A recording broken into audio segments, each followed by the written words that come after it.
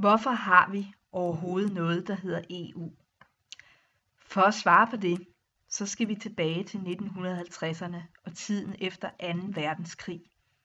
Her var borgerne i EU nemlig så trætte af krig, at de faktisk bare gerne ville have fred med hinanden.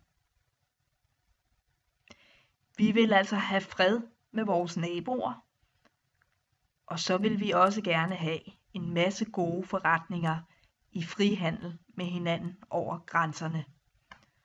Og det er faktisk det, der udgør grundstenen i EU.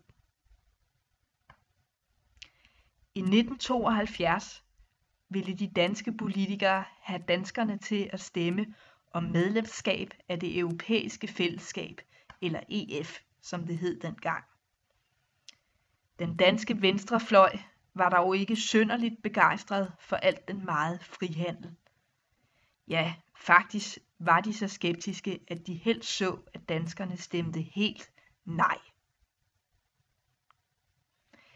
De var nemlig bange for, at de mange store internationale virksomheder ville stjæle danske arbejdspladser, og så brød de sig heller ikke om at være med i en klub af rige forretningsmænd.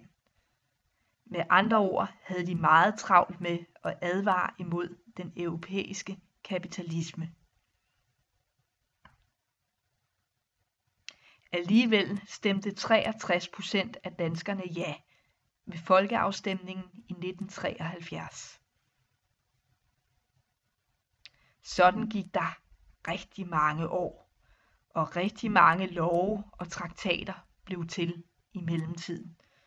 Hos befolkningen var der stadig nogen, der var glade for EU, men der var også andre, der var lidt mere skeptiske. Og sådan gik det også i Danmark, indtil i 1992, hvor vi skulle stemme om den nyeste traktat, Maastricht-traktaten. Her var der pludselig et lille flertal, som stemte nej. Det betød, at de danske politikere måtte lave Edinburgh-aftalen i 1993. Her er de danske retsforbehold. De 4 forbehold drejer sig om ømuen, forsvar, ret og unionsborgerskab. Og nu er det altså retsforbeholdet, vi skal stemme om en gang til. Og det er i hvert fald helt sikkert, at det ikke bliver kedeligt.